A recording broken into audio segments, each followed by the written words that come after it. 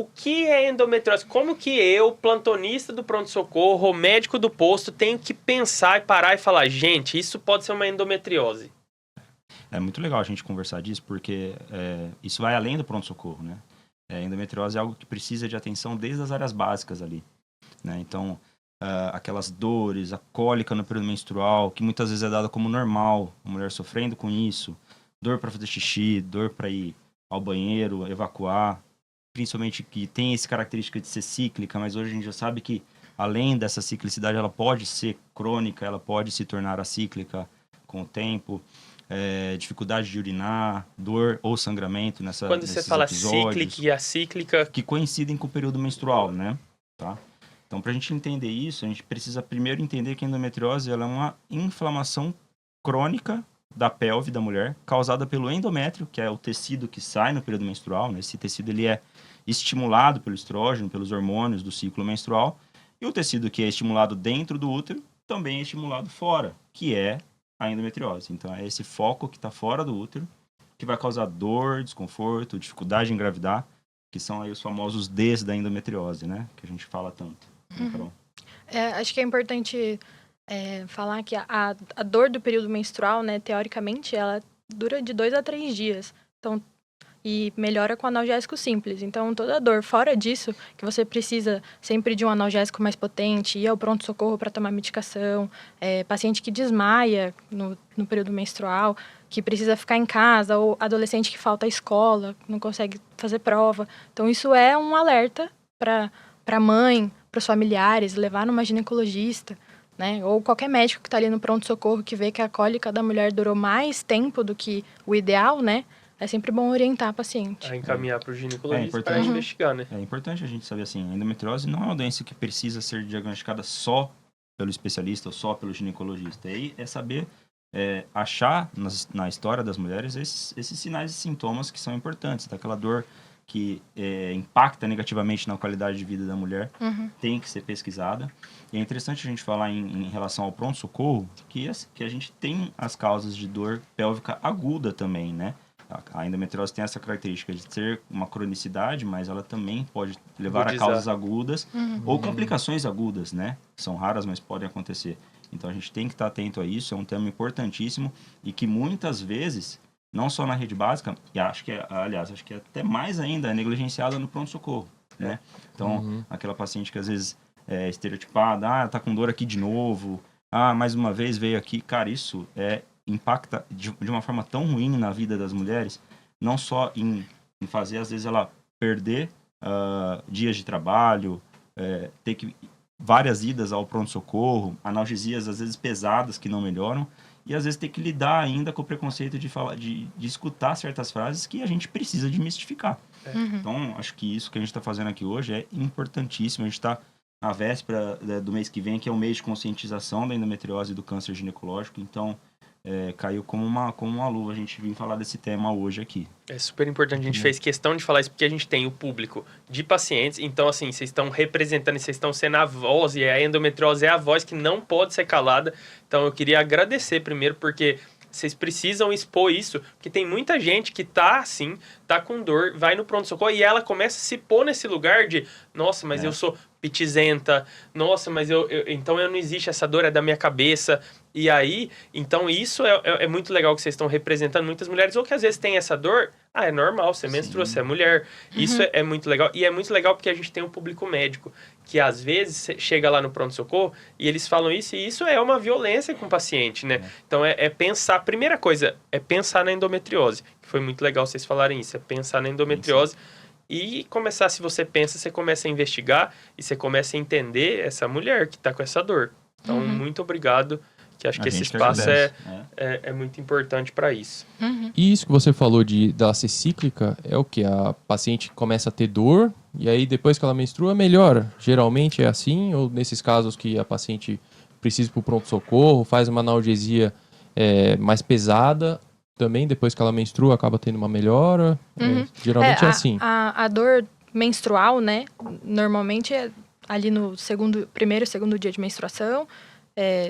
Uma dipirona, um paracetamol, um analgésico simples já resolveria.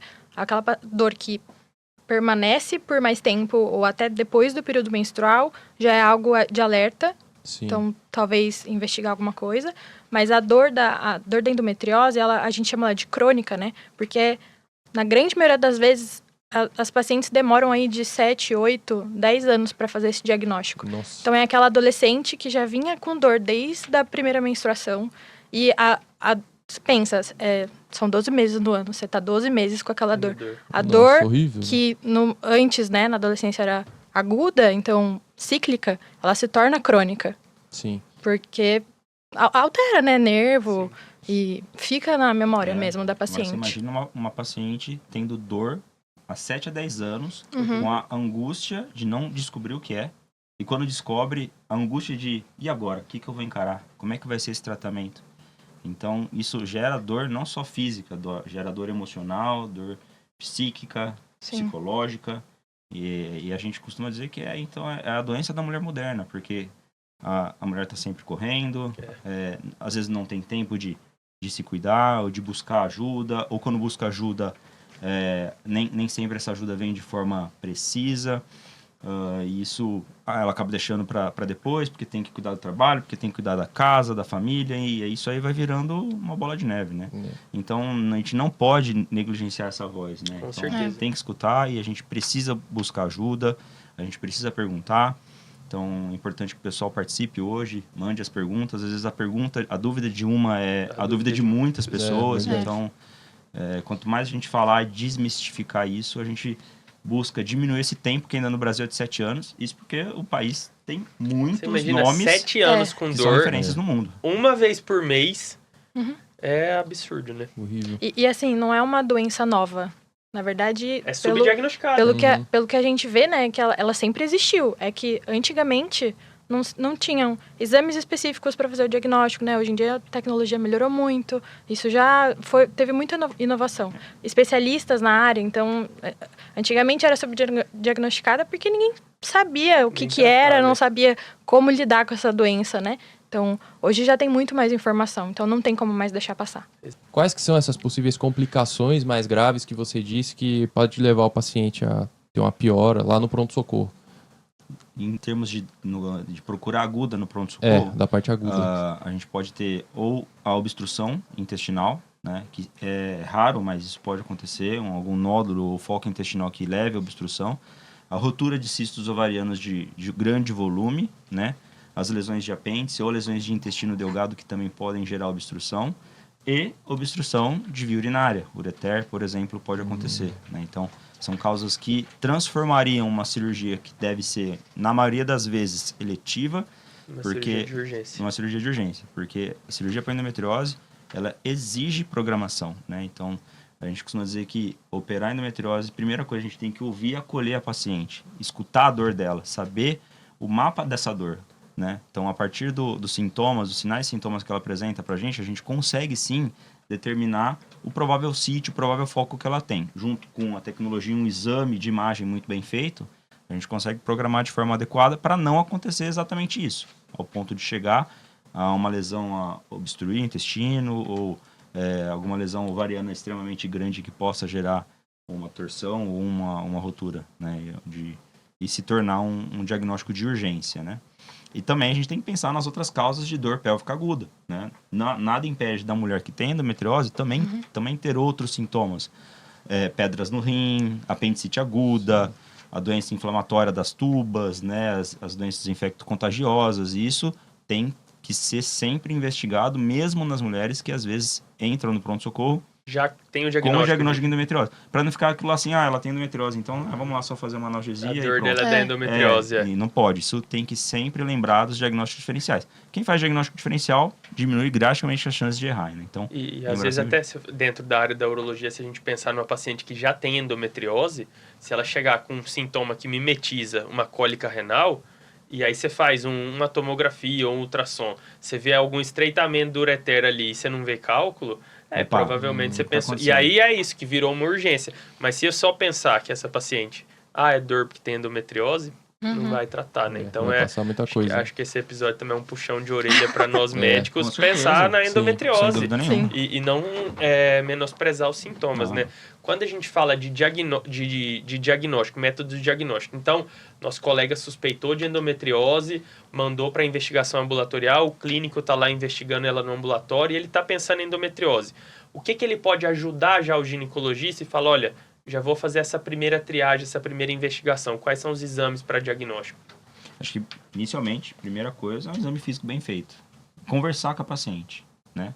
Tirar bem essa história, fazer um exame físico que envolva a propedêutica ginecológica íntima, a propedêutica proctológica, né? A investigação com toque retal, Sim. com toque vaginal, exame especular, palpação abdominal, entender qual é o caminho dessa dor. Então, acho que isso já ajuda demais para a gente que trabalha no dia a dia, o paciente chegar já com uma história bem definida, com exame físico bem feito, né? Isso falando ali no pronto-socorro, porque acho que nunca vi, não sei se pode ter um exame de mapeamento na urgência. Sim. No pronto-socorro não tem como. Então, ali no principal é realmente pensar na endometriose. Exame físico e história clínica. No pronto-socorro, na maioria dos pronto-socorros que a gente tem, às vezes a gente não tem nenhuma tomografia, né? Então, tem que ter, como tudo na medicina, exame físico e história clínica. Carol, fiz um excelente exame físico com história clínica, te liguei e falei, tô te encaminhando uma paciente com endometriose. Como é que você faz o diagnóstico dessa endometriose? Delícia. Bom, depois, né, da história do exame físico, a gente vai para os exames mesmo. Acho que hoje em dia a gente tem tanto o ultrassom para mapeamento de endometriose, é um exame específico para isso, que também precisa de um preparo intestinal, então é um ultrassom transvaginal, vai ver todos os órgãos da pelve, útero, ovário, tuba, todos os ligamentos da pelve, a parte intestinal e também complementando com um ultrassom abdominal. E tem também a ressonância magnética, também com preparo intestinal. A ressonância, ela é um pouco melhor, né, às vezes em algumas lesões, em algumas situações. E até mas para programar a cirurgia é importante, talvez? Sim, sim. Acho que as coisas se complementam, tá? Mas acho que o que a gente tem de padrão ouro aí de exame inicial de imagem é o ultrassom com mapeamento, né? Porque é um exame dinâmico, é um exame que dá para testar a mobilidade dos anexos, dá para ver o intestino de uma forma bem precisa. Lembrando que isso precisa ser feito por alguém que está habituado. Então, a pergunta que eu sempre faço para os pacientes, quanto tempo demorou o seu exame? Doutor, demorou 5 minutos. Então, eu já sei que não foi um exame bem feito. Já sei que, às vezes, foi só um ultrassom transvaginal, né? Simples, e que isso não vai mostrar com precisão e os focos e a doença como um todo, né? E acho que é legal a gente falar, a gente não precisa ficar esperando esse exame para iniciar o tratamento. Né? Não precisa. Então, o médico que está ali no pronto-socorro, que está abordando uma paciente com dor pélvica crônica ou aguda, pensou no tratamento de endometriose, se tiver segurança, pode, às vezes, já começar a fazer o tratamento ali mesmo, né? Acho que exame, assim, que, né, um médico generalista não adiantaria muito, a tomografia não adianta muito pra gente, pra fazer o diagnóstico, e um ultrassom transvaginal simples também, a grande maioria das vezes, não vai ajudar, porque o médico que tá ali, às vezes, não é um especialista naquela área, né? Só vai ver uma doença, no ultrassom simples, uma doença ovariana mais avançada. Então, esses dois exames... E aí... Acho que caberia, só pra gente complementar, acho que caberia na pesquisa de diagnósticos diferenciais, né? Sim, também. Vamos pensar, por exemplo, será que é uma apendicite? Será que é um... sim. Aí talvez se encaixaria com precisão. Sobre exame diagnóstico, a videolaparoscopia ainda tem o papel na endometriose ou com o avanço do ultrassom transvaginal com rastreio e ressonância está perdendo um pouco o espaço? Eu acho que está perdendo um pouco espaço. Ainda tem a questão de alguns focos muito superficiais não serem vistos ou passarem despercebidos, mas cada vez menos a gente tem tido a necessidade de indicar só por diagnóstico, né? Geralmente a gente já indica para fazer algum tratamento já específico, né? Ainda tem seu espaço, mas acho que cada vez mais reservado. Porque por mais que seja a doença superficial não seja vista no exame, né? Se é uma paciente que tem um quadro de endometriose, então a história e o exame físico, só com isso você já pode falar que a paciente tem endometriose. Você não precisa de um diagnóstico de imagem. Entendi. Então você vai tratar ela como se ela fosse uma paciente de endometriose mesmo. O tratamento clínico é o mesmo praticamente, né, para todos os casos. Então, num contexto aí de um médico generalista que está numa UBS, aí tem essa desconfiança de endometriose, ele já pode começar a tratar e não é necessário ele ficar pedindo exames. E se for pedir algum exame, se tiver ali, você tem que pedir uma ultrassonografia. Ultrassonografia transvaginal, com mapeamento. Com mapeamento. É um ultrassom que envolve tanto a parte transvaginal quanto a parte abdominal. Ah, legal. É até legal a gente falar dessa questão da vídeo, porque assim, se a gente pegar as mulheres que têm dor pélvica crônica, quase 50-60% dos casos é endometriose. Mas tem 40% de outros diagnósticos que às vezes a gente vai indicar uma vídeo e pensando na endometriose e deixou de investigar todas as outras causas, né? Então a mulher que tem endometriose, ela pode ter às vezes mais de uma causa de dor pélvica. Então às vezes a gente pensa em diagnosticar, pesquisar todas essas outras causas antes de indicar uma cirurgia que é algo invasivo, né? É uma anestesia geral, o paciente precisa ficar entubada para fazer uma cirurgia que às vezes vai olhar lá e falar, realmente não tinha nada. E agora? O que eu faço? Né? Então, sempre lembrar de fazer os outros diagnósticos, né? É verdade que a endometriose pode dar em outros lugares além da região ginecológica. Tem outros lugares? Da pelve, Da pelve, né? Com certeza. Pode falar. A gente até estava discutindo a questão que você mandou no nosso grupo hoje, da endometriose na tireoide. É algo extremamente raro, mas assim, 60% na parte de trás do útero, embaixo do útero, né? Compartimento posterior que a gente chama, que vai ter o intestino, vai ter os ligamentos que sustentam o útero na região sacral, o ureter que está ali no meio do caminho também, a parte dos nervos da pelve, ela pode ser na parte de cima da pelve, em cima do útero, que vai ter o quê? Bexiga ali na maioria dos casos. Então, 60% dos casos é praticamente desse compartimento posterior. E ela pode pegar outros órgãos também, diafragma, apêndice, intestino delgado, pericárdio, pulmão. Nossa. Então, a equipe para tratar a endometriose é uma equipe multi, né? Inclusive, já entramos junto em algumas grandes cirurgias aí de endometriose que acomete bexiga, ureter. E antes da gente falar em tratamento cirúrgico, eu acho que é legal a gente pincelar o tratamento clínico, mas o que é esse tratamento clínico? O tratamento clínico, ele é praticamente para todas, né? Você tem que fazer isso para todo mundo. Pega bastante também a relação das teorias, né, da endometriose. Então, por que acontece a endometriose? Hoje em dia tem várias teorias, não tem uma só que é a melhor, mas a gente pode falar aí principalmente em imunidade, questão imune, genética e menstruação retrógrada, né? Então, quanto mais ciclos menstruais, teoricamente aí, maior a evolução da doença. Então, o tratamento clínico principal, hábitos de vida, atividade física, alimentação adequada, diminuição de álcool, cigarro. Então, quanto mais saudável for aquela paciente, melhor o organismo dela como um todo, né? Menor processo inflamatório. Sim. Então, controle de peso também é importante. E sobre a questão medicamentosa, é o tratamento hormonal, anticoncepcional, principalmente. Então, o ideal seria a gente deixar aquela paciente sem menstruar. O que não é um problema. Muitas pacientes acham que é um problema, né? Nossa, mas não vai fazer mal ficar sem menstruar? Não vai fazer mal. Não tem problema nenhum ficar sem menstruar. Então, uma pergunta que veio aqui também. Não tem problema. Isso. E assim, questão do anticoncepcional, acho que o tratamento, né, ele é multifatorial porque você vai precisar de um personal, sei lá, para te ajudar na atividade, né? Não necessariamente, mas é bom. Uma nutricionista para te orientar na alimentação, uma fisioterapeuta para te ajudar nas dores, uma ginecologista para fazer o tratamento hormonal. Então, ninguém melhor do que a ginecologista e a própria paciente para identificar qual que é o melhor anticoncepcional para ela. Não existe um melhor para endometriose. Já tem estudos comprovando que todos os métodos anticoncepcionais têm a mesma eficácia para o tratamento da endometriose. O melhor vai ser aquele melhor para a paciente. Que ela se adaptar melhor, exatamente. O qual ela tiver menos efeito colateral, o qual ela quiser usar. Tem paciente que não quer tomar remédio e tá tudo bem. Tem outros métodos que a gente pode usar, né? O DIU, o Implanon. Então, essa questão da anticoncepção, um ginecologista, um cirurgião, sempre aí de lado quando precisar operar.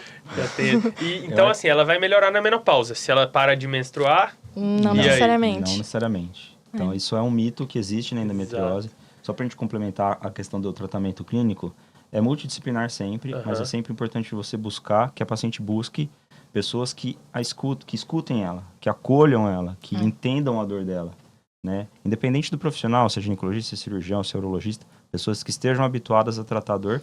A gente não pode esquecer também de colocar na jogada o psicólogo, né?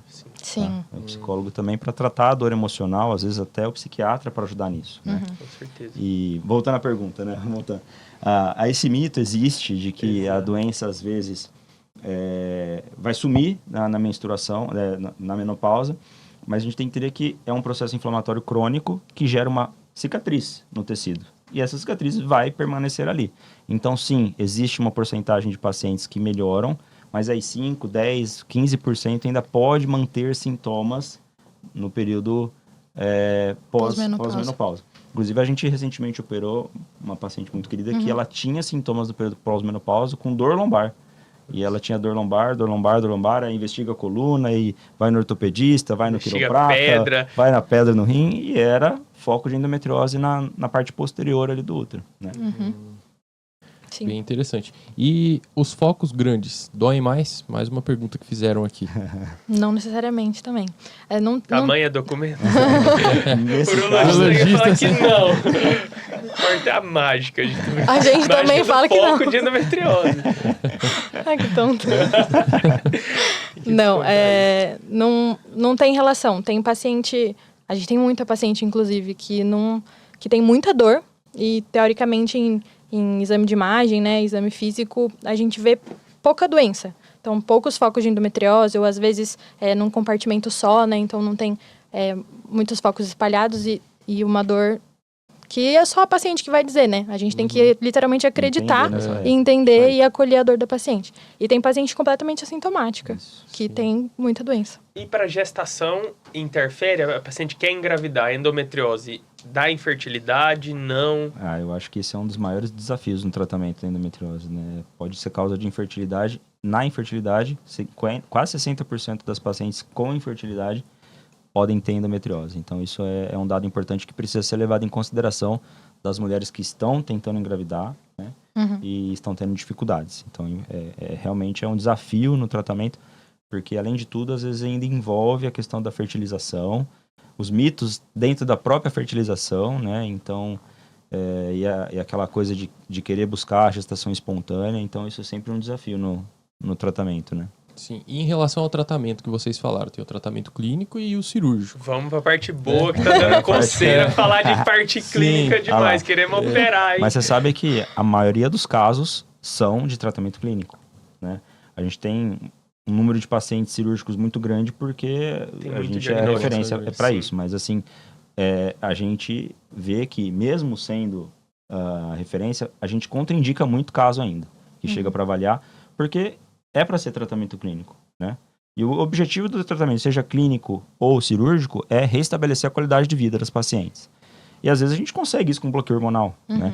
Então, esse mito de, eu tenho endometriose no intestino. Tudo bem, se está assintomático, se o tratamento clínico está indo de forma satisfatória, se não são lesões que, por exemplo, podem gerar uma obstrução, o tratamento é clínico. O paciente está bem. Se ela não está tendo sintomas, por que eu vou levar ela a uma cirurgia de alta complexidade? Então, tudo isso a gente tem que levar em consideração. A questão da infertilidade, na maioria das vezes, quando os pacientes têm infertilidade, a gente preconiza o tratamento cirúrgico, porque não dá para fazer o tratamento hormonal de forma expressiva numa paciente que quer engravidar. Ela não consegue engravidar também. Então, aí a gente vai preconizar de forma, vamos falar assim, mais upfront, né, de cara o tratamento cirúrgico, né? E aí, quanto tempo que a gente faz de tratamento clínico para falhou, vamos ter que operar? Tem algum tempo mínimo, assim, algo subjetivo? Não sei, vou falar o que eu acho e o que a gente vê na literatura, né? Mas é muito individualizado, tá? Geralmente é de 6 meses a 1 ano, tá? Mas a gente precisa ter consciência de que se houver falha terapêutica, não está melhorando, o paciente já mudou o estilo de vida, está fazendo dieta, atividade física, passando com o físio, passando com o nutri, fez o bloqueio hormonal, está adaptado ao método de escolha.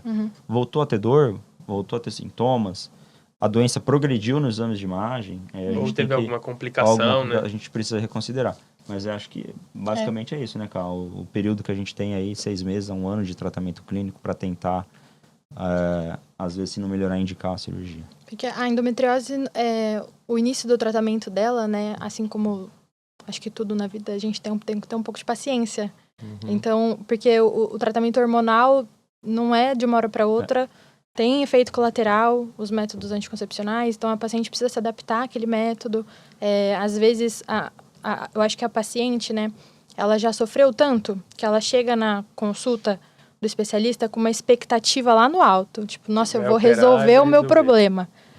E ela também tem que entender que a equipe multi, ela também está dentro da equipe multi. Eu preciso que a paciente faça o tratamento comigo. Então, não depende de mim, não depende da fisioterapeuta, não depende do cirurgião. Depende também da paciente. Então, eu preciso que ela faça o exercício, eu preciso que ela controle o peso, eu preciso que ela controle a alimentação e eu preciso que ela me fale o quanto ela está adaptada aos medicamentos, para eu também conseguir ajudar, né? Eu costumo dizer para os nossos pacientes o seguinte, a cirurgia tem que ser a cerejinha do bolo do tratamento. Né? Já fez tudo, mudou o estilo de vida, mudou a alimentação, a atividade física, e é nítido, né, que as pacientes que aderem ao tratamento, como cai o nível de percepção de dor dela. Tá? É nítido isso. E as pacientes que se adaptam e fazem o tratamento clínico de forma com bastante adesão, é nítido também que elas vão melhor no pós-operatório. Então precisa fazer, é a base disso, né? A gente não falou que é uma doença inflamatória crônica, então a gente tem que desinflamar o nosso corpo, tem que pensar desse jeito. Né? Eu acho que é legal que vocês falaram de individualizar, porque a cirurgia que a sua vizinha fez para endometriose não vai ser a sua. Depende do foco e aonde esse foco tá. E aí eu acho que é legal a gente falar sobre a importância da tecnologia minimamente invasiva no tratamento de endometriose. Então, hoje já tinha a videolaparoscopia, agora tem a robótica que está ganhando um espaço muito grande. Qual que é a vantagem da cirurgia robótica na endometriose? Acho que a cirurgia minimamente invasiva ela trouxe muito avanço na ginecologia cirúrgica. Tá? E a cirurgia robótica é o que a gente tem hoje de melhor. Eu até falo com as pacientes o seguinte: a gente tem uma viagem longa e perigosa. O cara tá aí, cara. Dá o mesmo exemplo. Toda vez a gente fala. Porque é um exemplo fácil de entender. A gente tem uma viagem, uma estrada super perigosa para cruzar. A gente tem 2 carros para escolher. A gente tem um carro popular e um carro de última geração, né? A gente vai cruzar essa estrada. A gente vai chegar no final dela, né? Mas, às vezes, no carro popular a gente vai ter um pouco mais de dificuldade. A gente vai demorar mais para cruzar essa estrada. A gente vai chegar mais cansado no final dessa jornada. A gente vai, às vezes, se tiver uma intercorrência, algum obstáculo nessa estrada, a gente vai ter menos mecanismos para reagir a ele. E a robótica veio para suprir isso. Então, a robótica seria esse carro de última geração. Agora, se você pudesse escolher o que o seu motorista vai dirigir, o que você escolheria? Com certeza, é muito legal esse exemplo. Esse exemplo vou pedir licença poética pode usar agora na URO, hein? É legal. A URO, a gente já sabe que isso já está mais bem documentado. Então, se a gente for pegar do ponto de vista aí de literatura, ainda tem muita literatura que diverge na questão, mas até eu estava conversando com alguns colegas que estiveram no Endo Dubai, agora o último congresso que teve, e é consenso entre os especialistas, e é o que a gente vê na nossa equipe, a diferença das pacientes que são operadas por vídeo e a diferença das pacientes que são operadas por robótica, né? O tempo de cirurgia, o tempo de recuperação, menor sangramento, né? Acho que... E satisfação da dor depois no pós-operatório, tempo de internação, menor taxa de transfusão. Acho que a gente tem bastante vantagem na robótica, não só na URO, mas na gineco também. É legal isso. É bom enfatizar que sim, o tratamento laparoscópico vai prover um bom tratamento, mas existem doenças que às vezes exigem uma tecnologia maior. Pacientes que têm doença na pelve, no diafragma, parede superior, é nítido a diferença, como isso impacta na qualidade da cirurgia. Né? E nas possíveis complicações, né? Exatamente. Quanto mais grave a extensão da doença, né? Então, pensando em quanto mais lesão ou a localização da lesão, querendo ou não, maior risco de complicação. É uma cirurgia complexa, né? Sim. Então, se a gente tiver a melhor arma na mão, poder oferecer o melhor tratamento para aquela paciente... Com certeza. Eu acho que é legal a gente falar que a cirurgia robótica, porque às vezes tem gente que fala, nossa, mas é um robô que vai me operar? Então, não, a cirurgia robótica ela é comandada pelo cirurgião. Pela equipe, os movimentos que ele vai fazer, o robô vai reproduzir com uma maior precisão. Mas é você que está operando, você que está comandando a cirurgia. E é exatamente, é uma equipe. Então, tem o cirurgião que está no console sentado fazendo os movimentos, mas tem o cirurgião que está em campo, pronto para qualquer intercorrência, Então, para assumir. Essas são as vantagens, aí, falando nitidamente, claramente das vantagens. Então, melhor visualização, a visão 17, quase 20 vezes aumentada em relação a outros métodos. Em 3D. A livre amplitude de movimentos 360 graus na pelve, que é um ambiente estreito, hostil, de difícil acesso, né? O uso da energia, a possibilidade de usar as duas energias ao mesmo tempo, né? Em termos mais específicos, energia monopolar e bipolar. A capacidade de sutura na robótica é extremamente mais ágil e fácil de ser feita, né? E então isso só se reflete numa viagem mais tranquila para o nosso paciente. E uma viagem longa mais tranquila. Porque às vezes tem cirurgia aí de endometriose que é 8, 10 horas de cirurgia. Às vezes, sim. Facilmente. É raro, mas sempre acontece. É raro, mas sempre... É hereditária a endometriose? Isso que é uma pergunta que fizeram. É uma boa pergunta. Tem uma teoria que fala que sim, que é genética, né? Principalmente primeiro grau. E é uma junção das teorias, né? Pelo que eu tô vendo vocês falarem, né? Tem uma teoria que tem junta muita com a coisa, outra e aí muita coisa. E vai juntando, né? É importante a gente falar também que mulheres com endometriose, as filhas têm 7 vezes mais chance de ter endometriose. Então, ficar atento aos sinais desde o início da menstruação. Então, em qualquer fase do período menstrual dessa menina, ela pode desenvolver sintomas, né?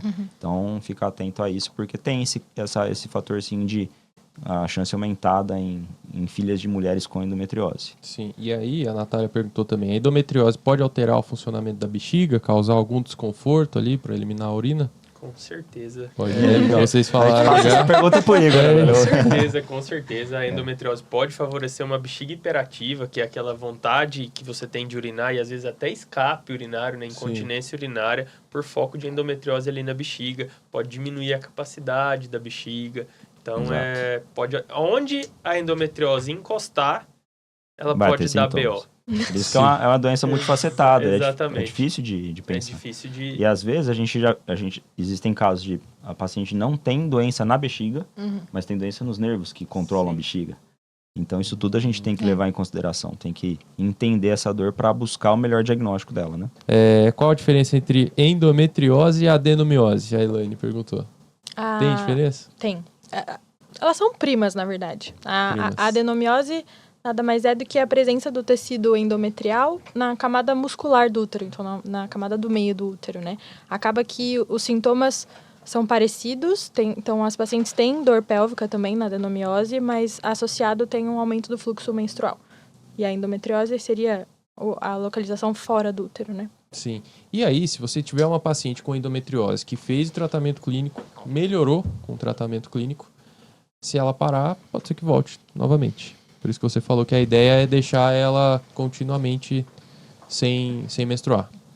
E uma dúvida que me surgiu também. Vocês falaram que pode ser usado o tratamento com qualquer anticoncepcional. Pode ser combinado ou só com progesterona? Pode. Tá. E para paciente que já passou da menopausa, você pode entrar com só progestágeno ou tem que entrar com progesterona e estrógeno junto? A melhor abordagem para paciente na pós-menopausa, aí vira cirúrgico. Cirúrgico?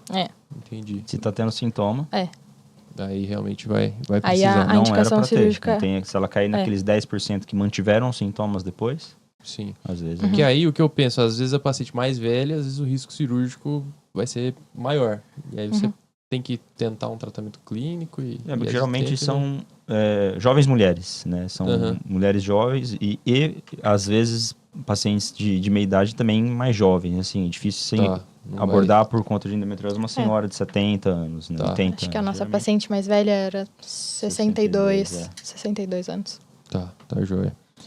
E aí, a endometriose pode ser confundida com outras condições? Se sim, quais as mais comuns? Foi uma pergunta aqui que foi feita. As mais comuns são síndrome do intestino irritável, bexiga dolorosa, síndrome que é cistite intersticial, as doenças inflamatórias intestinais, Crohn, retocolite, doença pélvica inflamatória. Doença inflamatória pélvica, os distúrbios do assoalho pélvico, da musculatura pélvica também podem As doenças degenerativas de coluna também podem. Fibromialgia.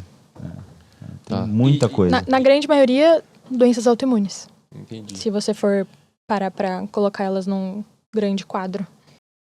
E aí, em relação à endometriose, também perguntaram, a Thaisa perguntou, se a mulher estiver grávida e descobre que tem endometriose, o que ela vai fazer?